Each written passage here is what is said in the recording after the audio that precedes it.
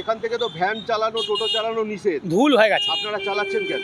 ভুলে ঢুকে গেছে, আমার বাবু পাঠিয়েছে। আপনি কি জানেন রাজ্য সরকারের পরিবহন দপ্তর থেকে ভ্যান এবং টোটো চালানো একদম বারণ করে দেওয়া হয়েছে?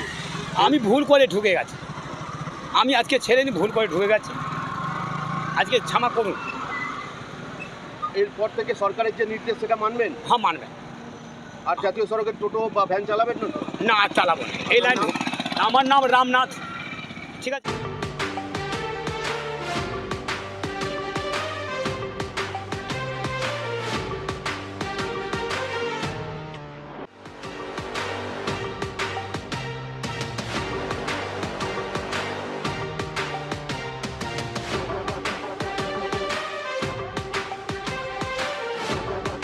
পরিবহন দপ্তর তা সত্ত্বেও আপনারা কেন চালাচ্ছেন?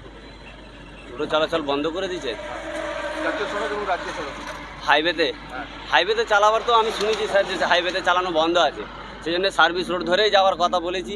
যে আমাকেও লোক বলেছে যে সার্ভিস রোড ধরেই যাবেন, যে মালও দিচ্ছে সেও বলেছে যে বাবু যদি আপনি হাইওয়েতে যান আপনার কিছু হলে আমার দায়ও নেই, আপনি সার্ভিস রোড ধরে যাবেন, নাহলে আপাতত যদি দেখা যাচ্ছে অনেক টোটো বা অনেক ভ্যান, 3 চাকা ভ্যান তারা যাচ্ছে। সে যদি না বোঝে সেটা তো ওদের ভুল না স্যার, আমরা তো বুঝতে পারছি যে যদি বলছেন তো ভেতর থেকেও যেতে হবে, হ্যাঁ ভেতর দিয়েও যেতে হবে। কেন রাজ্য সরকারের এই নির্দেশ মানবেন? হ্যাঁ এই নির্দেশটা মানতে হবে, না মানলে কি করে চলবে স্যার?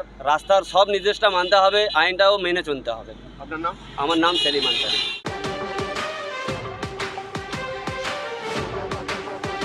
পরিবহন দপ্তর থেকে নির্দেশ দেওয়া হয়েছে যে হাই রোডে বা জাতীয় সড়কে কোনো টোটো, 3 চাকা ভ্যান চলবে না। এতে করে কতটা সমস্যায় পড়বেন আপনারা বা নিত্যযাত্রী যারা স্থানীয় স্কুলে যায়? আমরা হাই রোডে প্রথম কথা উঠি না, আমরা এইখানটা দিয়ে আসি, একটু চা পানি খাই, সকালবেলা ভাড়া হয়ে চলে যায়। না দেখা যাচ্ছে অনেক টোটো হাই হ্যাঁ রোডে ও অবশ্যই ওদের আপনার কড়া ব্যবস্থা নেওয়া দরকার। হাই রোডে যারা যাচ্ছে সেসব গাড়িওয়ালাকে কড়া ব্যবস্থা নেওয়া দরকার। এই যে রাজ্য সরকারের যে এই নির্দেশ, এটা কি কার্যকর হওয়া উচিত, কি মনে করেন? হাই রোডের জন্য কার্য করা উচিত। আমরা তো হাই রোডে উঠছি না দাদা ভাই, আর এই তো 3 চাকা, তো হালকা গাড়ি। কিন্তু জাতীয় সড়ক দিয়ে তো যাওয়ার না না, এ তো আগেও হয়েছে, এখনও আমি বলছি আপনার। সরকারের সিদ্ধান্তকে স্বাগত জানাচ্ছি। হ্যাঁ হাই রোডের জন্য অবশ্যই আমি স্বাগত জানাচ্ছি। আপনার নাম? আমার নাম মোল্লা আবুল কালাম।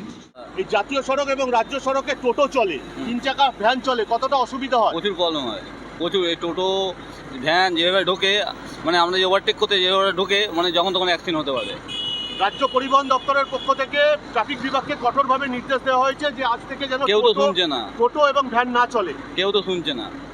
ওই হাইওয়েতে টোটো অটো সবই চলছে, কেউ শুনছে না। এই রাজ্য সরকারের এই সিদ্ধান্তকে কিভাবে দেখছেন?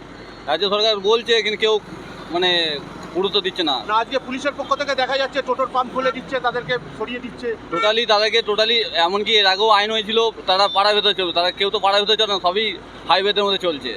টোটো চলাচল অবিলম্বে জাতীয় সড়কে বন্ধ হওয়া দরকার। বন্ধ হওয়া দরকার, কারণ যখন তখন দুর্ঘটনা ঘটলে ওদের ইন্স্যুরেন্স নেই, কিছু নেই। যেমন আমাদের গাড়িতে ইন্স্যুরেন্স ক্লেম সব কিছু আছে, ওদের কিছু নেই।